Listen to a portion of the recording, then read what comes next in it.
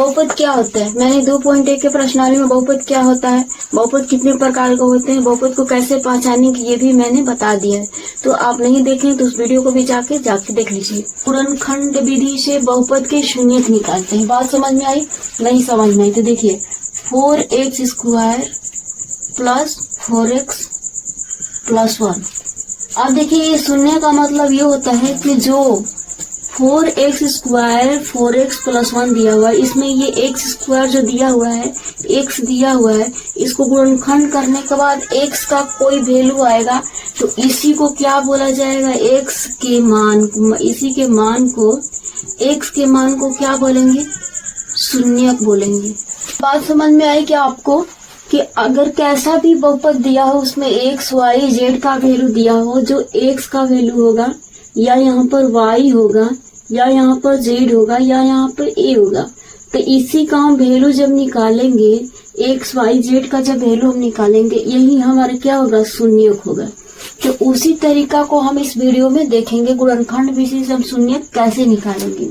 दूसरी बात ये है कि इसमें सबसे अधिक घात क्या है, 2 है। द्विघात बहुपद में गुणनखंडों की संख्या 2 होता है, तो सबसे अधिक घात 2 है, इसीलिए शून्यकों की संख्या कितनी होगी,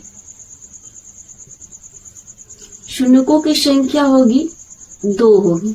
अगर सबसे अधिक घात 3 होगा तो बहुपदों की संख्या, शून्यकों की संख्या कितना होगा, 3 को होगा। तो अब देखिए यहाँ पर कि मान लीजिए आपके सामने क्या है, 4x प्लस में 1 है, इसमें शून्य की संख्या कितनी होगी, जल्दी बताइए। अगर मेरी बात आपको समझ में आ रही है तो कमेंट करिए कि अगर 4x प्लस 1 दिया हुआ है तो इसमें शून्यकों की संख्या कितना होगा। क्या दिया हुआ भाई, इसमें जब पावर 2 को दिया था तो शून्यकों की संख्या 2 है, जब इसमें पावर क्या दिया हुआ, कुछ नहीं दिया हुआ है, 1 दिया हुआ है, तो इसका मतलब शून्यकों की संख्या 1 होगा।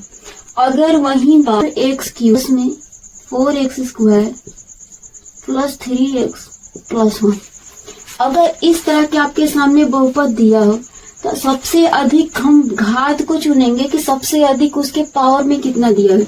सबसे अधिक इसके कपार पर 3, सबसे अधिक इसके कपार पर 2, सबसे अधिक इसके कपार पर 1 दिया है। इसमें सबसे अधिक कौन है घात, ये 3 वाला है, तो शून्य की संख्या कितनी होगी, 3 होगा। इसका मतलब आपको समझ में आया कि अगर किसी भी बहुपद दिया हुआ है तो उसको क्या करेंगे, सबसे अधिक घात को देखेंगे, सबसे अधिक जो घात होगा वही गुणनखंडों की संख्या होगी। अब इसमें हमें ये पढ़ना है कि बहुपद कैसे निकाले, बहुपद कैसे निकाले, यानी कि आपके सामने सवाल पूछ देगा, क्वेश्चन देगा एग्जाम में कि बहुपद निकालिए, तो बहुपद का फॉर्मूला निकालने के लिए भी होता है। तो देखिए बहुपद निकालने का फॉर्मूला होता है, बहुपद बराबर क्या होता है, x² minus alpha plus beta into x plus alpha into beta होता है। अब कहेंगे alpha into beta, alpha plus beta क्या है, तो ये शून्यकों की संख्या, अल्फा शून्य की संख्या है, बीटा भी शून्य की संख्या है। तो ये बहुपद बराबर फॉर्मूला होता है। आपको जब भी एग्जाम में देगा अल्फा प्लस बीटा का मान देगा, अल्फा इंटू बीटा का भी मान देगा आपको, तो क्या करना क्या पड़ेगा आपको कि अल्फा प्लस बीटा की जगह पर कोई नंबर देगा, अल्फा इंटू बीटा की जगह पर कोई भी नंबर देगा, जो कि आपको इस चैप्टर में पढ़ना क्लियर हो जाएगा, अच्छे ढंग से क्लियर हो जाएगा। अभी क्या करेंगे, यहाँ पर मान रख देंगे और निकल जाएगा, क्या निकल जाएगा, आपका बहुपद निकल जाएगा। तो अभी आपको समझ में आया कि इस वीडियो में आपको क्या क्या पढ़ना है। आपको ये पढ़ना है कि शून्य कैसे निकालते हैं, बहुपद का गुणनखंड कैसे करेंगे, बहुपद कैसे निकालेंगे, ठीक है, अल्फा प्लस बीटा क्या होता है, अल्फा और बीटा का मान कैसे निकालेंगे, और जब बहुपद निकाल भी दे रहे हैं, गुणनखंड कर दे रहे हैं, बहुपद का शून्य निकाल दे रहे हैं, तो उसकी जांच कैसे करेंगे, ये भी इस वीडियो में पूरा क्लियर करेंगे। तो चलिए स्टार्ट करते हैं 2.2 के क्वेश्चन नंबर पहले को। 3 नंबर में भी क्या दिया हुआ है, 3 नंबर में भी क्वेश्चन को हल करेंगे, 4 नंबर भी हल करेंगे, 5 नंबर भी हल करेंगे, 6 नंबर भी हल करेंगे। तो पहले हम क्या करेंगे कि क्वेश्चन नंबर पहला को अच्छे ढंग से समझेंगे, इतनी बारीकी से समझेंगे ताकि हमारे पास एक भी डाउट ना रहे, क्योंकि अगर डाउट ही नहीं रहेगा तो फिर अगला क्वेश्चन क्या करेंगे, आप खुद से ही सॉल्व कर सकते हैं। तो अब क्या करेंगे कि जब हमें शून्यक निकालना है तो शून्यक निकालने के लिए हम क्या करेंगे, तो शून्यक निकाल ही देंगे। उसके बाद भी आपको कुछ कह रहा है आपको कि क्या करना है कि गुणांकों के बीच ही संबंध की सत्यता की जांच कीजिए। जब आप इसका शून्यक निकाल भी दे रहे हैं तब भी आप जांच कीजिए कि इनके बीच में संबंध क्या होते हैं, गुणांकों के बीच और शून्य के बीच में। क्वेश्चन नंबर पहला का पहला ये है, x square minus 2x minus 8।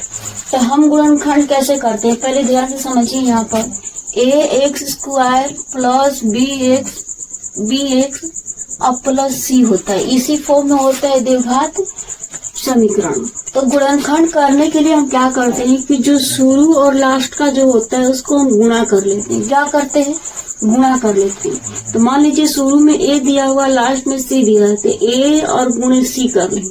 गुणा करने के बाद कुछ आएगा ना, हाँ जरूरी आएगा, 2 चौके और 2 10 10, अब कुछ न कुछ आएगा करेगा। तो यहाँ पर जो भी आएगा उसको क्या करेंगे, यहाँ गुणनखंड करेंगे। गुणनखंड करने के बाद ऐसा कुछ आना चाहिए जोड़े में जो कि ये बीच वाले के बराबर आना चाहिए, ठीक है। यानी कि a और c का गुणा करेंगे, गुणा करने के बाद गुणनखंड करेंगे, गुणनखंड करने के बाद इसको 2 भाग में ऐसे तोड़ेंगे ताकि जोड़ने या घटाने पर बीच वाले के बराबर आए। लेकिन बीच वाले के बराबर नहीं आएगा तो क्या करेंगे, उसको उसी तरह से जोड़ा ही हम लगाएंगे ताकि बीच वाले के बराबर हो। क्योंकि जो भी गुणनखंड द्विघात बहुपद का देता है वो एक पैटर्न में सजा कर ही आपको देता है कि अगर 2 पार्ट में ऐसे तोड़ेंगे तो उसका जोड़ा कहीं ना कहीं लग ही जाता है। अब ये बात समझ में आई, नहीं आई, एकदम बिल्कुल समझ में नहीं आई। अब क्या करिए, देखिए अब इससे हम समझेंगे कि कैसा गुणा करेंगे। अब यहाँ पर देखिए शुरू में क्या है, कुछ नहीं तो 1 है, और ये लास्ट में क्या है, 8 है।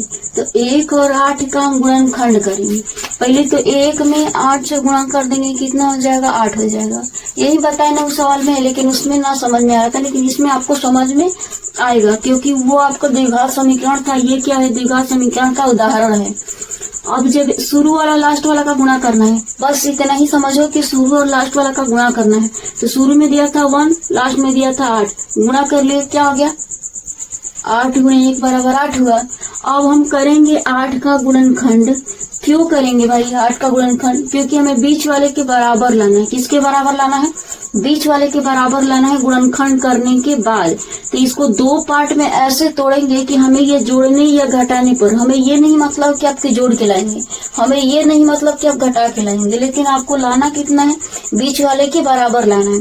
तो इसीलिए सबसे पहले इसको करेंगे 2 चौकी 8, 2 दूना के 4, 2 एकम 2। अब देखिए ये आ गया। अब इसको ऐसे करिए कि -2 आना चाहिए।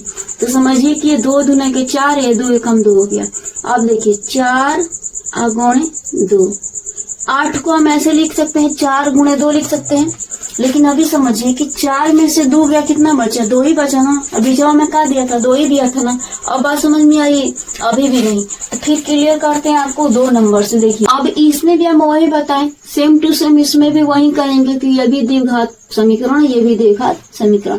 गुणनखंड हमें इसका भी करना था, हमें गुणनखंड इसका भी करना। जो नियम इसमें फॉलो करेंगे वही नियम इसमें भी फॉलो करेंगे। अब क्या करेंगे, शुरू और लास्ट का गुणा कर देंगे, ठीक है। यानी 4 में 1 से गुणा कर देंगे, तो 4 गुणे 1 कितना हुआ, 4। ये तो सबको पता है, लेकिन 4 का गुणनखंड करना है। और गुणनखंड ऐसा करना है कि बीच में 4 ही आना चाहिए, ठीक है। 4 ही आना चाहिए तो हम कैसे लिखेंगे, लेकिन 2 पार्ट में लिखना। कहेंगे कि 4 का 4 ही लिख देंगे, लेकिन हमें 2 पार्ट में लिखना है। उसको तोड़िए, तोड़ कैसे लिखिए कि यहाँ पर 4 आ जाना चाहिए। तो 4 का गुणनखंड करेंगे तो 2 दूना के 4 और 2 एकम 2। अब देखिए ये को 2 आ गया, एगो 2 आ गया, और 2 और प्लस 2 जोड़ेंगे तो कितना आया, 4 नहीं आया। यानी कि बीच वाले के बराबर हम कर दिए ना। 2 पार्ट में तोड़ना है, शुरू और लास्ट का गुणा करना है और उसको गुणनखंड करना है। गुणनखंड करने के बाद उसके 2 पार्ट में जोड़ा लगाना है ताकि हमें जोड़ने या घटाने पर किसके बराबर आ जाए, बीच वाले के बराबर आ जाए। तो बीच वाले के जब बराबर आ जाएगा तो क्या करेंगे, उसको लिख के हम गुणनखंड आसानी से निकाल सकते हैं। उसी तरह नियम ही यही है कि शुरू और लास्ट वाला का गुणा कीजिए। अब ये भी रट्टा ही नहीं मार लेना कि शुरू और लास्ट वाला गुणा करना है। अगर इसको इधर बदल दिया, बीच वाले को और यह पकड़ दिया, इसका मतलब शुरू और लास्ट वाला नहीं। अब थोड़ा ये भी समझ लीजिए कि जब शुरू लास्ट हम कर रहे हैं तो ये एक्स स्क्वायर के साथ रहेगा उसका, और ये अंक में रहेगा उसका ही हम गुणा करेंगे। जो बीचवा में दिया उसके बराबर हमको लाना है। अब क्वेश्चन नंबर 1 को हम क्या करेंगे, अब इसको सोल्व करके हम क्या निकालेंगे, शून्यक निकालेंगे। हमें ज्ञात करना है शून्यक। तो जब शून्यक निकालना है तो हमको करेंगे इसके बराबर 0, क्योंकि शून्यक निकालना है भाई हमें द्विघात समीकरण इसको बनाना पड़ेगा। अब जब द्विघात समीकरण ये बन गया तो द्विघात समीकरण का नियम है कि 8 में और इसमें, इसके साथ क्या है भाई, कुछ नहीं है, क्या है 1 है, इसके आगे आप 1 ले सकते हैं। अब 1 में 8 में गुणा करेंगे तो हो गया आपका 8, समझ में आई। 8 का ऐसा गुणनखंड करेंगे कि बीच में दिया है 2, 2 के बराबर आना चाहिए, तो 8 का ऐसा गुणनखंड कीजिए कि बीच में 2 के बराबर आ जाए आपका। तो 8 का गुणनखंड करेंगे 2 चौके 8, 2 दूना के 4, 2 एकम 2 आ गया। अब इसको ऐसे जोड़ा लगाइए 4 और ये 2, देखिए 2 दूना के 4, ये हो गया 4, और इसको सिंगल पार्ट में रखिए 2, 4 में से 2 जाएगा, कितना बचेगा, 2 बचेगा। अब बात रही -2 आपको लाना है, तो इसको रखिए माइनस और इसको रखिए प्लस। देखिए -4 में से +2 गया, कितना बचा, -2 बचा, क्योंकि ये -4 है और ये +2 है, ये बड़ा है और ये छोटा है, तो जब ये बड़ा वाला माइनस में, यहाँ पर क्या हो जाएगा, बड़ा वाला माइनस में आ जाएगा। अब ये पैटर्न इसमें फॉलो कर रहा है, जी हाँ बिल्कुल कर रहा है, तो चलिए फटाफट लिखिए जब फॉलो कर रहा है तो। अब यहाँ पर करेंगे x² माइनस, अब इसको 2 पार्ट में लिखेंगे, माइनस में 4x और प्लस में 2x, खाली बीच वाला को बदलना है, किसके सहारे, शुरू और लास्ट वाले के सहारे। तो यहाँ पर लिख देंगे -8 बराबर ये हो गया 0। अब ये 2 गो में कॉमन लेंगे और फिर इसमें 2 गो में कॉमन लेंगे, तो इन दोनों में क्या चीज कॉमन हो रहा है, देखिए ध्यान से क्या कॉमन हो रहा है, इसमें भी x है और इसमें भी x है, यही कॉमन हो रहा है ना। तो चुपचाप बाहर यहाँ पर x निकाल देंगे। x निकालने के बाद कहेगा 2 गो थे, एगो तो भाग ही गया, तो बचा कितना, एगो बचा ना। अब यहाँ पर क्या करेंगे, x निकल गया तो यहाँ पर क्या बचा, देखिए इसमें से 4 बचा, x ये निकल गया तो ये क्या बचा, 4 बचा, तो यहाँ पर लिख देंगे -4 हो गया। अब इन दोनों में क्या कॉमन हो रहा है, 2 इसमें भी है और 2 इसमें भी है, कहेंगे 2 तो इसमें दिख नहीं रहा है, 2 के पारा में 8 आता है, ये भी नहीं पता, तो ये 2 एकम 2 निकाल देंगे। तो जब ये 2 निकल गया तो इसके साथ कितना बचा, ये x बचा, और ये जब 8 है तो 2 से डिवाइड करेंगे, तो 2 के पहाड़े कितनी बार पढ़ेंगे कि 8 आ जाएगा, तो माइनस में 2 चौके 8। अब बराबर आपको क्या लाना है, 0 लिख दी। अब एक चीज बताए आपको, ये मेरा सवाल सही है, कहेंगे कि बिना हवाले को ये बता दे कि सवाल सही है, क्यों भाई, देखिए इस ब्रैकेट का भी सेम है और इस ब्रैकेट का भी सेम है, जब दोनों ब्रैकेट का सेम अगर आ जाए आपका, तो समझिए कि हमारे सवाल में कोई गड़बड़ी नहीं है। तो दोनों ब्रैकेट में जब x -4 है तो इसको लिख लेंगे x -4 एक ब्रैकेट में लिखेंगे x, ये हो गया 2, बराबर में ये हो जाएगा 0। अब क्या करेंगे, ये x -4 बराबर में 0, एक बार हो जाएगा x + 2 बराबर में 0, क्योंकि इसके बराबर भी 0 करके इसका वैल्यू निकालेंगे, इसके बराबर 0 करके भी इसका वैल्यू निकालेंगे नंबर वाइज। ये माइनस में है तो x बराबर कितना हो जाएगा, ये जब माइनस में था तो इधर गया तो ये किस में हो गया, प्लस में हो गया। जस्ट वैसे ही इसको क्या करेंगे, देखिए x + 2 है, तो जब ये प्लस में है तो किधर जाएगा, इसमें माइनस में आएगा, जब भी प्लस में रहेगा तो माइनस में जाएगा, माइनस में रहेगा तो प्लस में जाएगा, इस बात का आपको हमेशा ध्यान रखना है। तो यहाँ पर हो गया x बराबर, ये माइनस में 2 आ गया, क्योंकि यहाँ प्लस था ना, तो इसलिए यहाँ पर माइनस दे देंगे। अब आपको क्या निकल के आया, कह रहा था सवाल मैंने कि शून्यक निकालिए, तो आपको निकल गया शून्यक 1 और 2, यानी कि एक 4 निकला, एक -2 निकला, तो आंसर बराबर लिखेंगे शून्यक बराबर 4, -2, ये हो गया आंसर। ये हमारे क्वेश्चन नंबर 1 का 1x² - 2x - 8 बराबर 0, इसका शून्यक है 4, -1 है।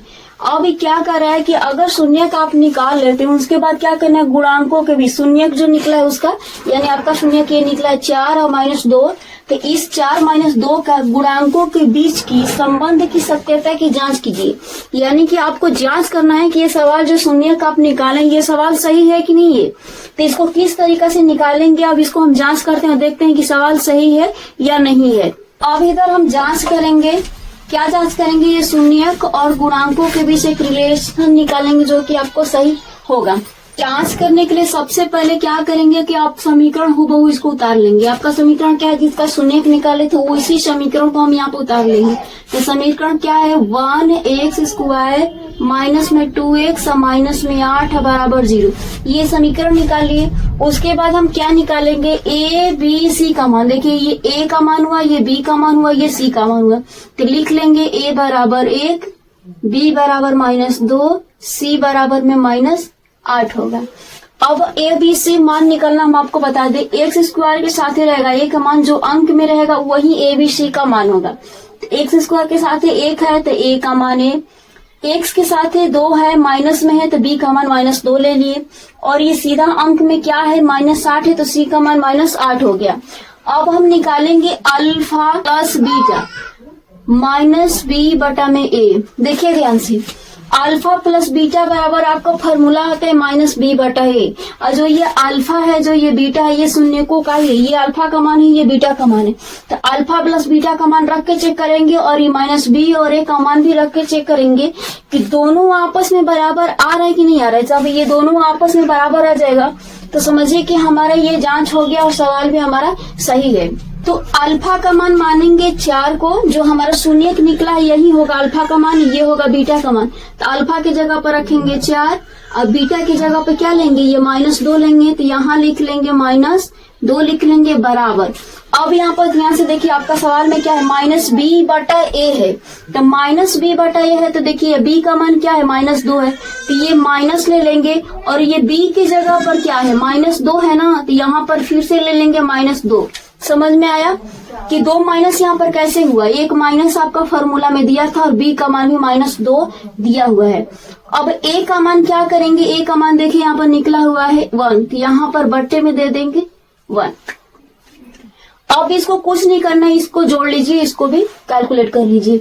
4 में से 2 जाएगा, 2 बचेगा, क्योंकि ये प्लस और ये माइनस घट जाएगा, 2 बचेगा, और ये माइनस माइनस मिलकर क्या हो जाएगा, +2 हो जाएगा।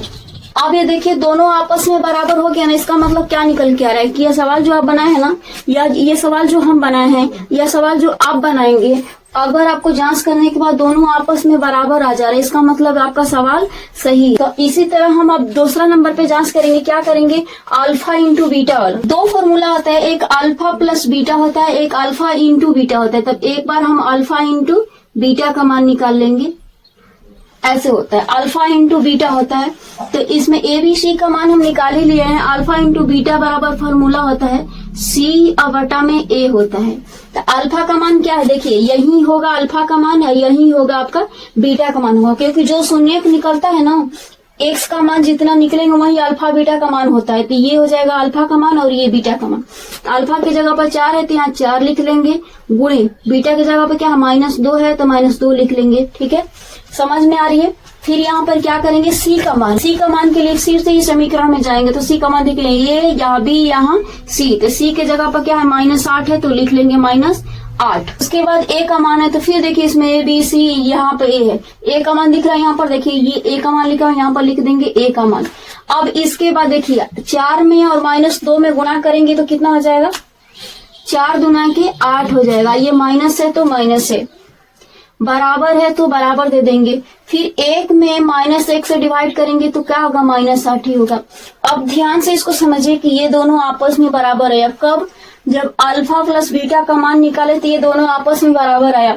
जब अल्फा इंटू बीटा का मान निकाले ये भी आपस में बराबर है। इसका मतलब -8 2 + 2 ये आपस में बराबर आ गया। यही हो गया हमारा, क्या हो गया, जांच हो गया, लिख देंगे प्रूव्ड। और जब दोनों आपस में जांच करने के बाद बराबर आ रहा है, इसका मतलब आपका सवाल सही है।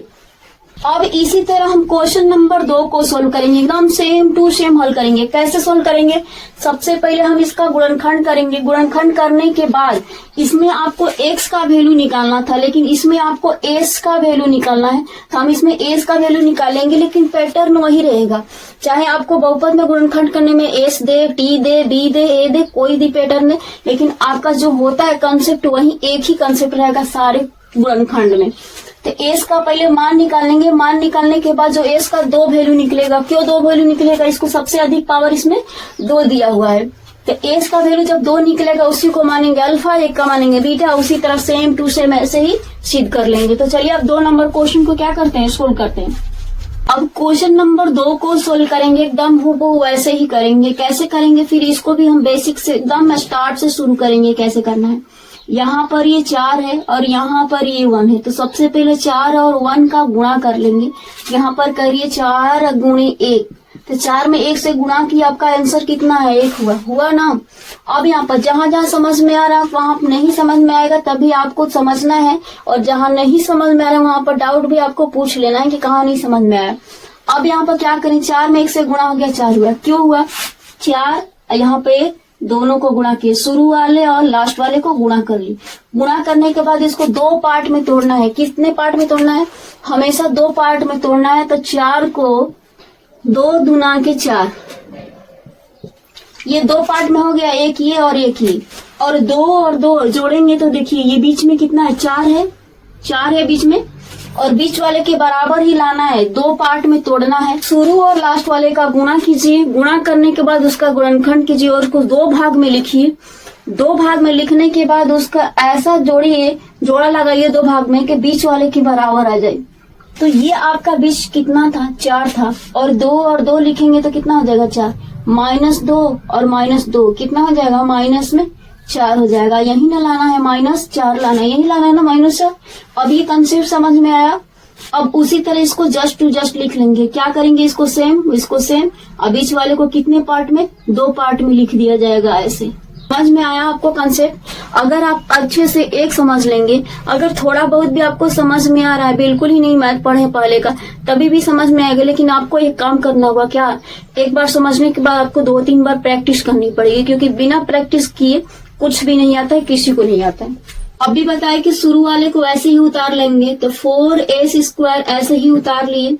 उसके बाद बीच वाले को 2 पार्ट में तोड़े हैं। क्या क्या? 1 -2, 1 -2, 2 दूना के 4, तो यहाँ पर लिखेंगे -2, लेकिन ये किस पद में? एस में है, तो इसीलिए इसमें एस देंगे, -2s, -2s, 2 दूना के 4 आ जा रहा है। अब इसको नहीं बदलना है, इसको जस्ट टू जस्ट ऐसे ही लिखना है। देखिए शुरू और लास्ट नहीं बदला है, लेकिन बीच वाले 2 पार्ट में बदला हुआ है। अब क्या करेंगे? इन दोनों में कॉमन लेंगे और इन दोनों में कॉमन लेंगे। जब हमें शून्यक निकालना है तो बराबर 0 करना पड़ेगा। क्यों 0 करेंगे? तभी ना बराबर के इधर जाएगा उधर आएगा, माइनस प्लस चेंज होगा तो x का मान निकलेगा, इसलिए बराबर में 0 करना पड़ेगा। अब इन दोनों में देखना है कि क्या कॉमन है। इन दोनों का जोड़ा लगाइए, फिर इन दोनों का जोड़ा लगाइए। तो इन दोनों में क्या कॉमन है? देखिए 2 इसमें भी है और 2 इसमें भी है। हो रहा है कॉमन की नहीं हो रहा है? एक में 4 रुपया है, एक में 2 रुपया, इसका मतलब 2 रुपया दोनों में है। तो 2 रुपया इसमें से क्या करेंगे? 2 को बाहर निकाल देंगे। फिर क्या? देखिए इसमें भी एस है और इसमें भी एस है, यानी कि दोनों में कॉमन है। इसी एस को इसमें क्या करेंगे? निकाल देंगे। जब ये 2 एस निकल गया तो क्या बचा? 4 रुपया में 2 रुपया निकाल लिए तो 2 बच गया आराम से। और 2 एस था, एगो निकाल दिए तो एगो एस बच गया आराम से। और एगो चुकाव में से क्या किए? पूरा निकाल दिए तो कुछ नहीं बचा। यहाँ पर क्या बच गया? 1 बच गया, क्योंकि डिवाइड कर देंगे। अब कहेंगे पूरा निकाल दिए, पूरा 2s निकाल दिए तो यहाँ पर 0 ना बचना चाहिए। नहीं बाबू, यहाँ पर भागा देंगे ना, 2s अवटा में 2s 2s 1 कमा 1 एक बार में कट जाए, कैंसिल, क्योंकि डिवाइड दे रहे हैं तो 1 बचेगा। घटा तो नहीं रहे ना कि 2 रुपया दिए 2 रुपया छीन लिया 0 बच गया, नहीं। यहाँ पर डिवाइड करें तो डिवाइड में हमेशा 1 बचता है, और माइनस प्लस करेंगे तो 0 बचेगा। अब ये दोनों में कुछ भी कॉमन नहीं हो रहे तो क्या करेंगे? जब कुछ भी कॉमन नहीं होता वहां पर लेना पड़ता है 1। इसको रट्टा मारिए कि पॉइंट पे जिस जगह पे अगर एक भी कॉमन नहीं हो, कुछ भी आपको सूझ नहीं रहा है, तो वहां पर सीधे कॉमन लीजिए 1। तो यहाँ पर कॉमन लेंगे 1, लेकिन चिन्ह क्या लेंगे? चिन्ह यहाँ पर चिन्ह माइनस है तो यहाँ पर माइनस दे देंगे। उसके बाद क्या करेंगे? ये सेम टू सेम लिख देंगे, क्योंकि कुछ तो बाहर नहीं निकालना है, 1 बाहर निकालना है। तो जब 1 बाहर निकालना है तो इसमें परिवर्तन नहीं होगा। क्यों? क्योंकि हम कॉमन 1 लिए हैं बाहर, इसीलिए इसमें परिवर्तन नहीं है। अब आपका एक सवाल जरूर मन में आ रहा होगा कि यहाँ पर प्लस था, जब 1 ही कॉमन लिए तो यहाँ पर प्लस नहीं होना चाहिए। नहीं, जब यहाँ पर प्लस यहाँ पर माइनस कैसे आया? 2 पॉइंट आपको बता रहे हैं।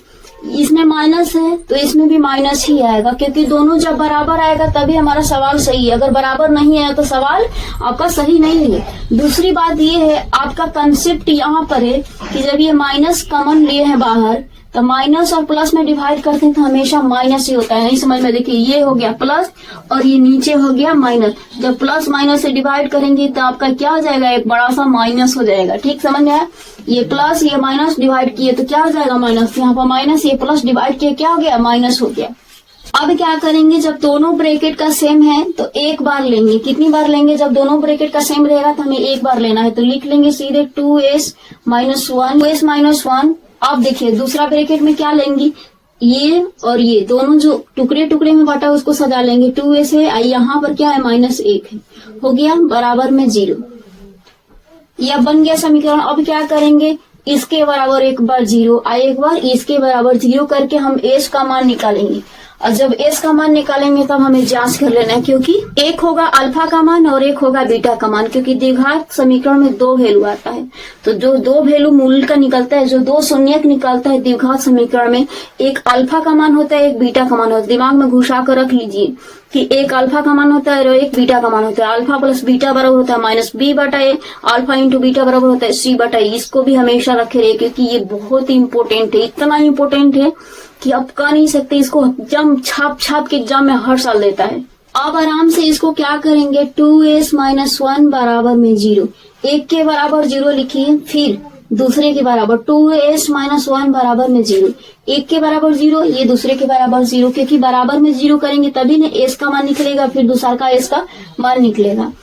अब यहाँ पर देखिए 2s बराबर क्या हो जाएगा, ये माइनस में है तो ये प्लस में 1 आ जाएगा, क्यों यहाँ में माइनस था, बराबर के उधर चला गया, 1 हो गया।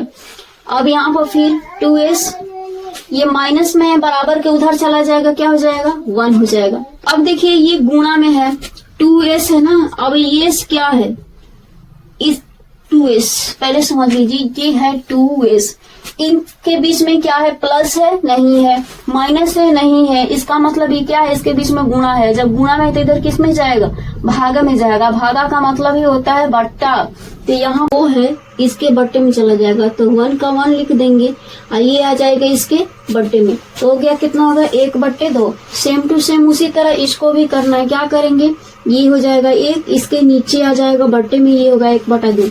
अब देखिए ये शून्यक दोनों हमारा निकल गया, इसका वैल्यू एक आया 1/2, दूसरा आया 1/2। अब हम क्या करेंगे, जब शून्यक निकल गया तब हम क्या करेंगे, इसके संबंध की जांच करेंगे, क्या, शून्यक और गुणांकों के बीच का। चलिए हमारा क्या निकला, ये शून्यक दोनों निकला है, तो लिख लेंगे शून्यक बराबर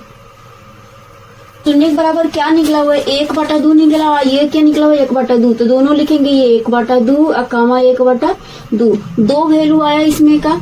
अब इसके हम क्या करेंगे, यहाँ पर जांच करेंगे। इसका जांच करेंगे भाई, ये क्वेश्चन जो अभी सॉल्यूशन किए इसका जांच करेंगे और यहाँ पर जांच करके दिखाएंगे कि हमारा सवाल सही है कि नहीं। अब यहाँ पर क्या जांच करना है भाई, अल्फा प्लस बीटा बराबर होता है -b/a होता है, किंतु -b(a) दिया है, ये आप तो निकाले ही नहीं है, तो इसलिए सबसे पहले हम क्या करेंगे, इसमें से a निकालेंगे, ये b निकालेंगे, ये c निकालेंगे। तो क्या a b c का मान निकालना मैंने आपको बताया ना। अब इसमें क्या करेंगे, ये a का मान, ये b का मान और ये c का मान। जब a b c का मान निकालेंगे तभी तो ये जांच करेंगे, इसलिए सबसे पहले हम a b c का मान निकालेंगे। तो a बराबर हो गया 4, b बराबर हो गया -4 और c बराबर हो गया 1। क्यों, a² के साथ 4 था इसलिए a का मान 4, s के साथ माइनस में 4 था इसीलिए b का मान -4 और अंक में कितना था, केवल 1 था, इसलिए c का मान केवल 1 होगा। अब क्या कर ले, a b c का मान तो निकल गया, अब क्या करेंगे, जांच करेंगे। तो अल्फा प्लस बीटा बराबर होता है -b/a होता है। ये आपको फॉर्मूला है कि अल्फा प्लस बीटा बराबर क्या फॉर्मूला होता है, -b/a होता है। तो चलिए अल्फा का मान क्या लिखेंगे, बीटा का मान, और -b और a का मान लिखेंगे। तो ध्यान से देखिए, यही जो है ये आपका अल्फा का मान हो गया और ये हो गया बीटा का मान, क्योंकि आपको मैंने क्वेश्चन नंबर 15 में भी बताया कि जो शून्यक निकलता है वही एक अल्फा होता है और दूसरा बीटा होता है। 1/2 ये अल्फा हो गया, दूसरा 1/2 ये हो गया बीटा, तो ये भी हो गया 1/2 प्लस है तो प्लस, बीटा का मान क्या है, यही है 1/2, तो फिर से लिख लेंगे 1/2, बराबर है तो बराबर। अब यहाँ पर ध्यान से समझिए कि आपको b का मान निकला क्या है, b है ये, और b का मान -4, तो यहाँ पर लिख लेंगे b का मान -4, और a का मान कितना है, यहाँ 4 है, तो इसके नीचे रख लेंगे 4।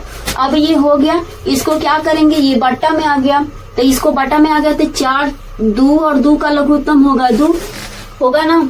अब 2 1 + 1 होगा, क्योंकि यहाँ पर क्या है, 2 है, 2 से डिवाइड 1 होगा, 2 से डिवाइड यहाँ पर 1 होगा। अब यहाँ पर देखिए 4 से 4 कट गया, क्या बचा, केवल 1, ये माइनस में 1 बचा, ये हो गया माइनस में 1 हो गया। 1 का 1 जोड़ेंगे तो ये होगा 2/2, ये हो गया माइनस में 1 हो गया। 2 और 2 कट जाएगा, क्या हो जाएगा 1, ये इधर आ गया 1 और इधर आ गया -1, लेकिन इधर भी -1 आना चाहिए और इधर भी -1, यानी कि सेम टू सेम बराबर आना चाहिए। अब देखिए यहाँ पर गड़बड़ी क्या हो रहा है, अब ये बराबर नहीं आया ना, ऐसे ही बहुत सारे बच्चे बनाते हैं और लास्ट में कहेंगे या तो गलत आ गया, लेकिन इसमें कहाँ गलत है, आप पकड़ सकते हैं कहाँ गलत है। अगर आपको पहले ही से पता था कि गलत है, गलत बन रहा है, तो कमेंट जरूर करिएगा कि हमें पता था, लेकिन अब हम आपको बताएंगे कि गलत कहाँ है। ये गलती आपको नहीं करनी है, क्योंकि मैंने गलत करके आपको बता दिया कि ऐसे गलत बना के ऐसे नहीं बनेगा। आपको इसी छोटी सी छोटी गलती को भी ध्यान रखना है कि अगर हम माइनस छोड़ देते हैं तो समस्या क्या आगे करनी पड़ती है, समस्या का सामना करना पड़ेगा, क्या हमारा सवाल गलती हो जाएगा। अब इसको हम कुछ नहीं करेंगे, हमको या तो इधर भी एक इधर भी एक, कुछ न कुछ गड़बड़ी हुआ है, इसीलिए दोनों बराबर नहीं आया है।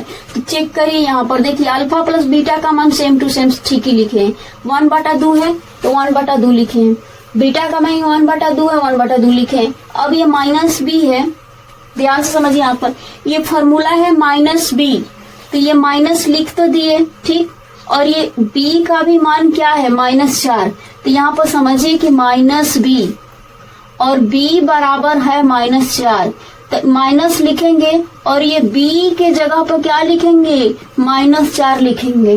तो जब ये माइनस माइनस मिलके ये कहाँ आया, प्लस आया। अब यहीं पे गड़बड़ी था, क्योंकि 2 माइनस लेना था, एक आपको b का मान माइनस में दिया है और ये फॉर्मूला भी किस में है, माइनस में ही है, इसीलिए आपको ये गलती नहीं करनी। तो चलिए इसको सुधार लेते हैं। क्या पहले से माइनस था ये, और ये फार्मूला में भी क्या था, ये माइनस था। अब ये बुझाया आपको, क्या गलती नहीं करनी है, ये गलती आपको नहीं दोहरानी है, क्योंकि मैंने तो गलती करके ही आपको दिखाया कि ऐसी गलती आपको नहीं करनी है। इसीलिए -b, और b का भी मान माइनस में दिया है, तो यहाँ पे होगा डबल माइनस। जब ये माइनस माइनस हो जाएगा तो क्या हो जाएगा आपका, प्लस में हो जाएगा, क्योंकि माइनस माइनस मिलकर यहाँ पर प्लस हो गया। और जब ये प्लस हो गया तो यहाँ माइनस, देखिए 1 और 1 माइनस माइनस मिल के हो गया प्लस, 4/4, 4 एकम 4, 4 एकम कट गया, कितना हो गया 1, इधर आपका 2 कट गया, हो गया 1, ये 1 बराबर 1। अल्फा प्लस बीटा बराबर -b बेटा होता है, और इसमें मान रखे अल्फा बीटा का मान 0 का मान होता है, इसने मैंने रख दिया। ABC का मान निकाला, यहाँ पर मैंने रख दिया, देखिए दोनों आपस में क्या हो गया, बराबर हो गया। आपको एक चीज ध्यान रखना है कि माइनस वाले से आप कभी भी पंगा मत लीजिए, क्योंकि आपका सवाल गलती हो सकता है, गलती हो जाएगा तो क्या होगा, एग्जाम में 0 नंबर मिल सकता है। अब मैंने अल्फा प्लस बीटा को तो जांच करके दिखा गया कि बराबर आ रहा है। अब क्या जांच करना है, अल्फा इंटू बीटा बराबर c/a होता है। तो अब हमको क्या करना है, इसकी अब जांच करनी है, जांच करने के बाद ये बराबर आए कि नहीं। अब ये हमारा नंबर, ये पहला पेज है, ये आपके लिए दूसरा पेज है, क्योंकि इसके बाद मैंने ये बनाया। अब इसके बाद जगह नहीं है तो क्या करेंगे, हम इधर साइड में क्या करेंगे, इसको सोल्व कर देंगे। ये क्या हो गया आपका, पेज नंबर 3 नंबर हो गया। अब अल्फा प्लस बीटा, अल्फा का मान क्या है, 1/2 ही है, समझ में आ रहा है।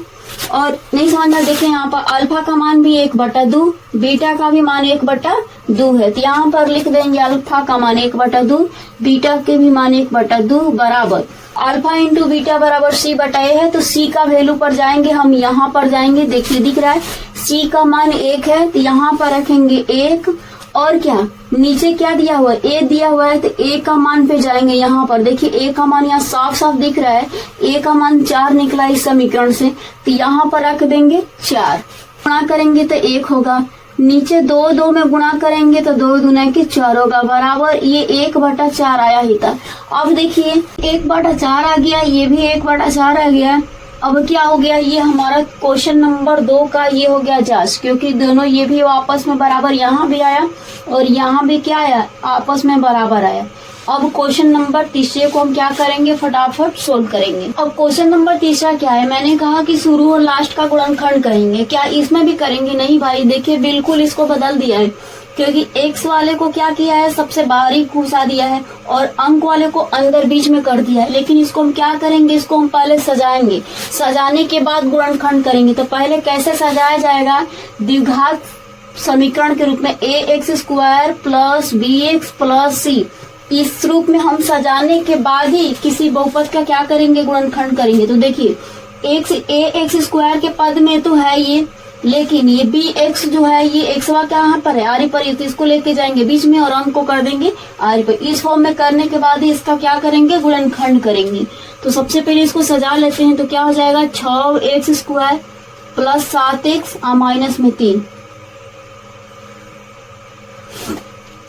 अब इसको हम सजा लिए, सजाने के बाद क्या नियम है कि शुरू और लास्ट का गुणा करेंगे, इसका मतलब a और c का गुणा करेंगे। जैसे a और c है तो इसका गुणा करेंगे तो क्या होगा, 6 गुणे 3, तो कितना हो जाएगा, ये 18 हो जाएगा। अब 18 का ऐसा गुणनखंड करना है कि जोड़ने या घटाने पे कितना आना चाहिए भाई, 7 आना चाहिए आपको। कितना आना चाहिए, 7 आना चाहिए। सिंपल ये है आपको 18। अब देखिए 18 का गुणनखंड हो गया 9 दूना का 18, 2 बार में कट गया। अब ये 9 में से 2 घटाएंगे, कितना हो जाएगा 7, 9 माइनस 2 बराबर 7 आ गया। क्या जोड़ा, हमें मिल गया ना 2, तो लेंगे 9 और 1 2। 18 का गुणनखंड ऐसा लेंगे कि 7 आएगा, एक लेंगे 9 और दूसरा लेंगे 2, 9 दूना 18 हो जाएगा गुणा करने पर, और घटाने पर 7x हो जाएगा। तो फटाफट यहाँ पर क्या करेंगे, लिखेंगे 6a 6x², उसके बाद प्लस है तो प्लस लिखेंगे 9x, यहाँ पर प्लस 7x है इसीलिए यहाँ पर बड़ा वाला भी क्या लेंगे 9x लेंगे, तब माइनस में क्या हो जाएगा 2x। अब देखिए 9 में से 2 गया, बचा ना सर, क्या लॉजिक है। अब देखिए यहाँ पर माइनस में 3, अब हमें बराबर तो 0 करना पड़ेगा ना, क्योंकि शून्य निकालना है ना, इसलिए हम यहाँ पर क्या करेंगे, बराबर में 0 देंगे। अब फटाफट इन दोनों का 1 में कॉमन लेंगे और इन दोनों का 1 में कॉमन लेंगे, 2 जोड़ा जोड़ा करके कॉमन लेंगे। अब देखना यह है कि इन दोनों में क्या कॉमन मिल रहा है, ध्यान से देखिए। इसमें 3 के पढ़ा में 6 भी आता है और 3 के पढ़ा में 9 भी आता है ना, इसका मतलब 3 दोनों में है। तो कॉमन क्या लेंगे, 3 लेंगे कॉमन, तो यहाँ पर ले लेंगे 3, दोनों में x है इसीलिए हम ले लेंगे यहाँ पर x, बाहर निकाल देंगे। उसके बाद देखिए 3 का पहाड़ा पढ़ेंगे कितनी बार में 6 आएगा, 3 दूना के 6। उसके बाद एगो x बाहर निकल गया, एगो बच गया x, हो गया। और यहाँ पर प्लस है तो ले लेंगे प्लस, 3 का पढ़ा करेंगे कितनी बार में 9 आएगा, तो 3 3 लेके 9 हो गया ना, 2x प्लस 3 कट गया और x तो बाहर निकाल ही लिए थे तो यहाँ पर x नहीं रहेगा, तो ये हो गया ब्रैकेट बंद। अब इसमें क्या कॉमन लेंगे, देखिए इन दोनों में 2 है, इसमें 3 है, दोनों में कुछ कॉमन नहीं, क्योंकि 2 के पढ़ा में ना 3 आता है ना 2 आता है। 2 के पढ़ा में क्या है, इसमें 3 इसमें 2, कोई भी एक टेबल में ऐसा नहीं है कि जिसमें 2 भी है और 3 भी है, इसलिए इन दोनों में कुछ भी कॉमन नहीं है। कॉमन ना हो तो क्या लेंगे, 1 लेंगे। तो सीधा सीधा यहाँ पर क्या लिखिए, आराम से 1 लिखिए, क्योंकि दोनों में कुछ भी कॉमन नहीं है। अब क्या करेंगे, सेम टू सेम, जब 1 कॉमन लेंगे तो इसको सेम टू सेम लिखेंगे, 2x। ये देखिए माइनस और माइनस, तो यहाँ पर हो जाएगा प्लस, देखिए माइनस ही माइनस कट के यहाँ पर आ जाता है प्लस, और 3 है तो 3 बराबर में क्या लिख देंगे, 0 लिख देंगे। उसके बाद ये दोनों ब्रैकेट का सेम है, सवाल क्या है आपका, सही है। अब करेंगे क्या, इन दोनों सेम है तो इसको एक बार लिख लेंगे 2x प्लस 3, और दूसरा इन दोनों को एक ब्रैकेट में सजा के रख लेंगे, यानी कि हो जाएगा 3x माइनस में 1 बराबर में हो जाएगा 0। अब इसके बराबर एक बार 0, एक बार इसके बराबर 0, तो हो जाएगा 2x प्लस 3 बराबर 0, या 3x माइनस 1 बराबर में 0 हो जाएगा। अब देखिए यहाँ पर ये प्लस में है तो इधर किस में जाएगा, माइनस में जाएगा, तो यहाँ पर लिख देंगे 2x बराबर में -3, क्यों यहाँ पर प्लस में है तो ये माइनस में गया, तो x बराबर क्या हो जाएगा -3। 2 और x के बीच में क्या है, कमेंट करिए कि 2 और x के बीच में क्या है। इन दोनों के बीच में ना प्लस है और ना ही माइनस, इसका मतलब ये गुणा में है। तो यहाँ पर ले लेंगे x बराबर हो जाएगा -3/2 हो गया। ठीक, x का वैल्यू निकल गया। अब यहाँ पर देखिए ये माइनस में तो इधर प्लस में जाएगा, ये गुणा में है तो पाटा में जाएगा। उसी तरह सेम टू सेम x बराबर हो जाएगा 1, क्योंकि माइनस में था प्लस में 1 आ गया, चिन्ह चेंज हो गया। अब ये हो जाएगा x बराबर 1/3 हो जाएगा। देखिए x बराबर 1/3 निकला और यहाँ पर x बराबर -3/2 निकला। अब निकल गया ना, हमारा शून्यक निकल गया। अब क्या करेंगे, इधर हम जांच करेंगे। तो शून्यक बराबर लिख देंगे कि शून्यक का मान कितना आया है। शून्यक -3/2 है और एक दूसरा क्या है, 1/3 आया है। ये है हमारा शून्यक और इसी से हम क्या करेंगे, जांच करेंगे। क्या जांच करेंगे, शून्यक और गुणांकों के बीच की संबंध की सत्यता की जांच करेंगे। किस फॉर्मूला से, अल्फा प्लस बीटा से। क्यों भाई, क्योंकि ये है अल्फा का मान और ये है बीटा का मान, तो अल्फा प्लस बीटा बराबर एक फॉर्मूला होते हैं, उसी के सहारे हम क्या करेंगे, सिद्ध करेंगे। तो यहाँ पर क्या हो जाएगा, 6x² -3 प्लस 7x। इसको चेंज किए ना, तो चेंज किए तो ये आया ना, इसीलिए हम ये वाला नहीं करेंगे भाई। चेंज जो बहुपद में बन के आया, क्योंकि ये तो दिया था उभर खाबड़ इधर उधर दिया था, इसको मैंने सजाया तो ये वाला बहुपद बना आपका द्विघात बहुपद। इसीलिए यहाँ पर इसको लिखेंगे, किसको लिखेंगे, ये वाला लिखेंगे जो मैंने चेंज किया। 6x² प्लस 7x माइनस में 3 बराबर 0। अब हो गया ना कितना आसान। अब इसमें से a b c निकाल लेंगे। तो a बराबर निकल गया 6, b बराबर निकल गया 7 और c बराबर हो गया -3। देखिए a और ये b और ये c। अब हम निकालेंगे क्या, अल्फा प्लस बीटा बराबर क्या होता है फॉर्मूला, -b/a होता है। Same to same. तो अल्फा का मान देखिए, ये अल्फा का मान है और ये बीटा का मान, क्योंकि शून्यक जो ही होता है वही अल्फा बीटा का मान होता है। तो अल्फा का मान क्या है, -3/2 है, प्लस बीटा का मान क्या है 1/3, यहाँ पर रखेंगे 1/3 बराबर। अब क्या है, माइनस ना है तो माइनस, बी का मान कितना है 7 है, तो यहाँ पर लिखेंगे 7। ए का मान कितना है 6 है, लेंगे 6। 3 और 2 का एलसीएम हो जाएगा 6, 2 3 6 -3 3 लिखे 9, 2 3 6 3 3 लिखे 9। बाटा पे जोड़ आता है तो समझ में आ रहा होगा। प्लस है तो प्लस, 3 दूना के 6, तो यहाँ पर लिखेंगे 2 बराबर -7/6। अब देखिए -7 में से 2 जाएगा, -9 में से 2 जाएगा, कितना बचेगा -7/6 बराबर -7/6। आ गया सेम टू सेम, जांच हो गया। इसका मतलब क्या है, मैंने कहीं गलत नहीं किया, सवाल सही बना है बिल्कुल। क्यों, क्योंकि ये देखिए LHS और RHS दोनों पक्ष बराबर आ गए। अब क्या सिद्ध करेंगे, गुणनफल से सिद्ध करेंगे। अब यहाँ पर जांच करेंगे क्या, ये पहला, ये दूसरा पेज और ये रहा तीसरा पेज मेरा। अब यहाँ पर अल्फा इंटू बीटा लिखेंगे बराबर C/A। ये फॉर्मूला होता है भाई, याद कर लेना। अल्फा इंटू बीटा बराबर C/A होता है, इसमें कोई लॉजिक नहीं है, सिर्फ याद करना है। अब अल्फा का मान क्या है -3/2, तो यहाँ पर रखेंगे -3/2 गुणे बीटा का मान क्या है 1/3, 1/3। अल्फा बीटा मान वही होता है जो x का वैल्यू निकलता है, इसलिए अल्फा का मान ये बीटा का मान। और c का वैल्यू देखिए, यहाँ पर c का वैल्यू क्या है -3 और यहाँ पर क्या है a का वैल्यू कितना है 6 है, तो लिखेंगे 6। अब यहाँ पर क्या करेंगे कि -3 और 3 ना 2 में गुणा, 3 दूना के 6 बराबर में -3/6।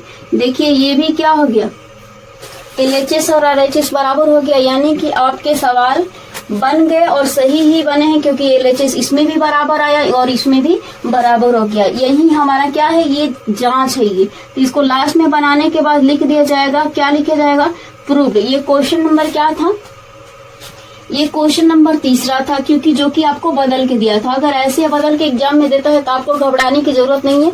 आप द्विघात समीकरण में इसको सजा के और उसके बाद इसको हल करिएगा।